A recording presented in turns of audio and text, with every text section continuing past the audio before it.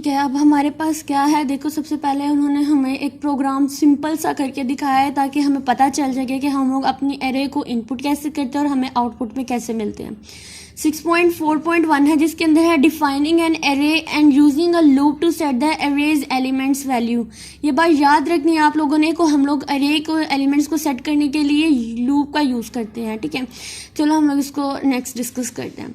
Like and other local variables, दूसरे local variables की तरह uninitialized array element contain the garbage value. अब हमारे पास सिंपल प्रोग्राम में क्या होता था कि जिन प्रोग्राम्स को हम लोग इनिशियलाइज नहीं करते थे उसके अंदर जो है वो हमारे पास गार्बेज वैल्यू आ जाती थी।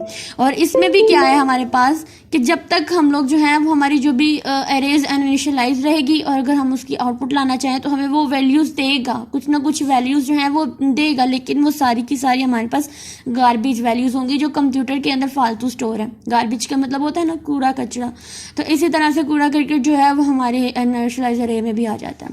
फिर 6.1 ये वाली पूरी की पूरी हमें एक प्रोग्राम दिया है 6.1 का, जिसके अंदर हम लोगों ने फॉर स्टेटमेंट का यूज़ किया है 5 एलिमेंट इंटीजर एरेज को सेट करने के लिए। अब इस तरह की ही स्टेटमेंट्स हमारे पास गिवन होती हैं हमारे प्रोग्राम को सॉल्व करने के लिए। तो यहाँ पे हमें साफ साफ पता चल रहा है कि हमने फॉर स्टेटमेंट का यूज़ करना है 5 एलिमेंट्स का। इसका मतलब हमने जो भी साइज लेना है वो हमारा यहाँ पे देखिए 5 है, और साथ में लिखा हुआ है इंटीजर एरे एंड्स। एक एरे लेनी है जो कि इंटीजर टाइप की है जिसका नाम है n, एलिमेंट्स टू जीरोस। ठीक है, and print the arrays in a tabular format. और हमारा जो भी आउटपुट आनी चाहिए वो हमारी टेबुलर फॉर्मेट के अंदर आनी चाहिए। और टेबुलर फॉर्मेट बनाना कोई मुश्किल काम नहीं, बहुत ही आसान काम है। फर्स्ट प्रिंटफ स्टेटमेंट्स, यानी अब लाइन 14 के ऊपर उन्होंने कहा है ये हमारी फर्स्ट प्रिंटफ स्टेटमेंट है जो कि हमें टेबुलर फॉर्मेट के लिए हमें एक स्ट्रक्चर देती है, एक ब्लूप्रिंट देती है। Display the column head for the 2 columns printed in the subsequent for the statement. ठीक है, अब इस प्रोग्राम के ऊपर देखिए, सबसे पहले उन्होंने लिखा हुआ है हैश इंक्लूड stdio.h। इसका मतलब क्या होता है कि हमारी हेडर फाइल है, इसको मस्ट इंक्लूड करना है हम लोगों ने। उसके बाद हमारे पास आ रही है हमारी मेन फंक्शन। हमारा मेन फंक्शन के अंदर हमारे प्रोग्राम की एग्जीक्यूशन स्टार्ट होती है। अब यहाँ पे हमने एक एरे लेनी है इंटीजर टाइप की, जिसके अंदर हम लोगों ने क्या स्टोर कराया है 5, पोजीशन नंबर जो है उसका 5 है, यानी 5 साइज के एलिमेंट्स को हमने स्टोर कराया है। अब यहाँ पे set element of array n to 0। अब यहाँ पर देखिए इंपॉर्टेंट बात आती है कि यहाँ पे लिखा हुआ है हमारे पास साइज t। इस साइज t को, ये भी एक हमारे पास डाटा टाइप होती है बिल्कुल इस तरह जैसे हमारे पास इंटीजर होती है। और इंटीजर के लिए हम लोग अपने आउटपुट के अंदर क्या यूज़ करते हैं, %d यूज़ करते हैं। लेकिन ये जो साइज t लिखा हुआ है इसके लिए इन्होंने आउटपुट के अंदर जो है वो लिखा हुआ है %7gu। ठीक है, यानी कि यहाँ पे ये जो साइज t है इसकी हमारे पास ये चीज़ जो है ये %d की जगह उन्होंने gu लिखा हुआ है। तो लेकिन हम लोग क्या करेंगे, चूंकि हम लोग इंटीजर टाइप की ले रहे हैं तो हम लोग इस फॉर लूप के अंदर भी इंटीजर ही यूज़ करेंगे। हम लोग इसकी जगह क्या यूज़ करेंगे, इंट यूज़ करेंगे। ठीक है, आप लोगों ने इंट यूज़ करना है और इसमें कहाँ तक वैल्यू देनी है, इसको हमने i लेना है आइट्रेशन के लिए, इसको हमने 0 असाइन कर देना। और कहाँ तक चलेगी, <4। अब <4 इसलिए है क्योंकि 0 जो है वो एक एलिमेंट है और <4 5 जो है वो हमारे पास ये 4 होता है। इक्वल भी नहीं कहा हुआ बल्कि उन्होंने 5 कहा हुआ है।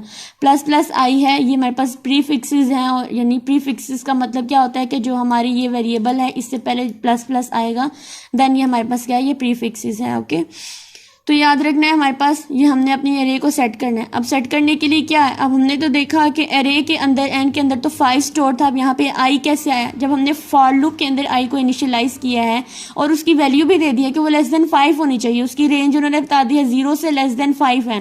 तो इसका मतलब इसके अंदर अब हमारे पास क्या स्टोर हो जाएगा, i इस एरे के अंदर।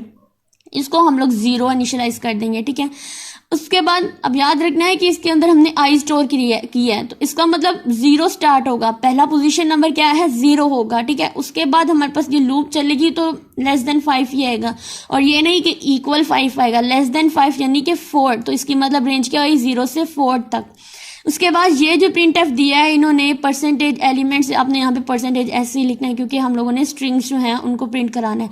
यहाँ पे एलिमेंट और वैल्यूज़ गिवन है, ये हमारे पास जो है ये हमारी, ये देखिए नीचे आउटपुट नज़र आ रही है, इस चीज़ के लिए है, ये एलिमेंट को शो कराएगा।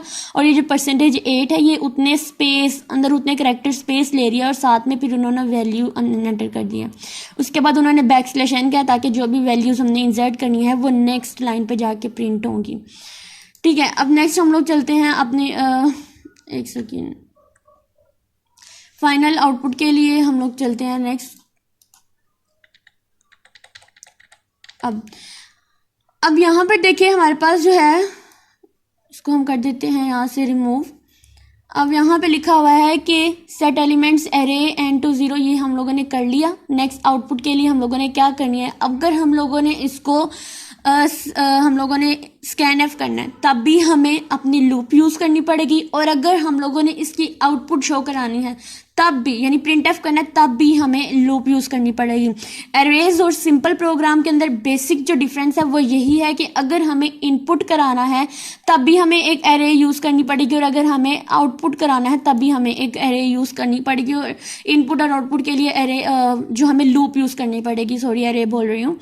तो इनपुट और आउटपुट के लिए हमें लूप जो है वो सेम रखनी होगी। ठीक है, अभी यहाँ पर देखें, अब ये हमारे पास एक तरह से इनपुट का ही मेथड था। ठीक है, अब यहाँ पे लिखा हुआ है size t i is equal to 0। अब यहाँ पे साइज टी हटा के आप लोगों ने क्या लिखना है, इंट लिख देना है। अगर हमने इंटीजर टाइप के रहे हैं, आई इज इक्वल टू 0, अब 0 रेंज आ गई, लेस देन 5 यानी 4, तो 0 से 4 तक इसकी रेंज आ गई, फिर प्लस प्लस आई इसमें इंक्रीमेंट होता जाएगा। प्रिंट एफ क्या कराना है कि हमारे जो एलिमेंट्स हैं, अब एलिमेंट्स कौन से हैं, हमारे आई वाले, ये वाले आई वाले जो एलिमेंट्स हैं वो प्रिंट एफ होंगे। और उसके बाद जो हमारी एरे है एन ऑफ आई है, ये हमारे पास वैल्यूज़ हैं। बेसिकली इस एरे की जो भी वैल्यूज़ आएंगी वो इसके अंदर स्टोर होती जाएंगी। ठीक है, अब इसके अंदर एक क्वेश्चन आता है कि इसके अंदर ये 0 0 क्यों आ रहे हैं। अगर हम लोग यहाँ पर देखो तो हमने स्कैन एफ यूज़ नहीं किया हुआ, सिर्फ हमने उसको 0 ही इनिशियलाइज कर दिया हुआ है कि सबके अंदर 0 0 0 वैल्यूज़ ही आएंगी। तो यहाँ पर इसके नीचे डिटेल गिवन है, ये बहुत सिंपल है हमारे पास। Counter control variable I is type is size T, जिसकी डाटा टाइप है साइज टी, लेकिन आप लोगों ने क्या यूज़ करनी है, इंट यूज़ करनी है। ठीक है, लेकिन साइज टी का भी पता होना चाहिए कि ये एक डाटा टाइप है जिस तरह इंटीजर होती है। Each for the statement line 10 के लिए एंड 17 तक, लाइन 10 से 17 तक हम लोगों ने जो भी स्टेटमेंट फॉर यूज़ किया उसके अंदर साइज टी का हम लोगों ने लिया है डाटा टाइप। नेक्स्ट डिस्कस करेंगे यहाँ पे सी स्टैंडर्ड से size T represent N unsigned integer type. ठीक है, ये इंटीजर है, ये साइंड है, एक अनसाइंड होती है, उसके लिए हम लोग साइज टी यूज कर रहे हैं, रिप्रेजेंट कर रहे हैं। Is recommended for any variable representing an array size और सबस्क्रिप्ट टाइप। साइज टी जो है वो is defined in header std_def.age। अब इसके लिए भी हमारे पास जो है वो एक हेडर गिवन है, जिस तरह इंटीजर के लिए हमने बताया कि std.h है, तो इस तरह इसके लिए भी उन्होंने बता दिया std_def.h है, which is often included by other headers such as the std.h से ही इसको हम लोग इंक्लूड कर लेते हैं। इसलिए हमने चूंकि ये वाली ही लिखी थी तो इसलिए हम लोग इसमें इंट ही डालेंगे। साइज टी तब मोस्ट कॉमनली यूज़ नहीं होता, बल्कि अनसाइंड इंटीजर्स के लिए यूज़ हो रहा है। फिर कन्वर्जन स्पेसिफिकेशन जो इसकी आ जाती है, ये हमारे पास कन्वर्जन स्पेसिफिकेशन होती है, परसेंटेज डी और कुछ भी, तो ये साइज टी के लिए हमारे पास ये वाली है conversion specification. Is use to display the size t value जो होती है, उस वैल्यू को हमारे पास रिप्रेजेंट करने के लिए, उसको डिस्प्ले कराने के लिए वो ये यूज़ कर रहा है। ठीक है, तो मुझे उम्मीद है आप लोगों को इसकी समझ आ गई होगी, इनपुट कैसे कराना है, आउटपुट कैसे कराना है। नेक्स्ट उन्होंने हमें जो एक एग्जांपल दिया 6.2, उसमें उन्होंने एरे को कर दिया हुआ है इनिशियलाइज।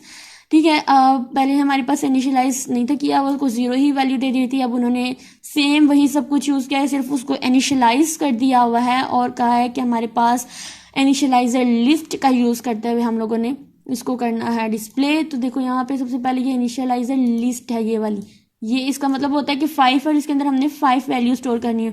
अगर मैं इस 95 को हटा देती हूँ तो मैं 4 को एंटर करती हूँ, देन मेरे पास जो 95 की जगह जो है वो कोई ना कोई गार्बेज वैल्यू या फिर कोई ना कोई नल वैल्यू जो है वो आकर इसके अंदर स्टोर हो जाती है। तो इसका फॉर लूप भी सेम वही है, इसकी प्रिंट एफ भी वही है, सिर्फ उन्होंने इनपुट के लिए नहीं यूज़ की क्योंकि उन्होंने उसको इनिशियलाइजिंग वैल्यू जो है वो पहले से ही दे दी हुई है। ठीक है, तो ये बात भी आप लोगों को बहुत अच्छे से याद रखनी है। तो 6.4.1 और 2 हो गई हैं, इसके नीचे डिटेल भी गिवन है, इसको एक दफ़ा से रीड आउट कर लेना है। नेक्स्ट हमारे पास एक और है, तो उसको हम लोग नेक्स्ट करेंगे अपनी नेक्स्ट वीडियोस के अंदर।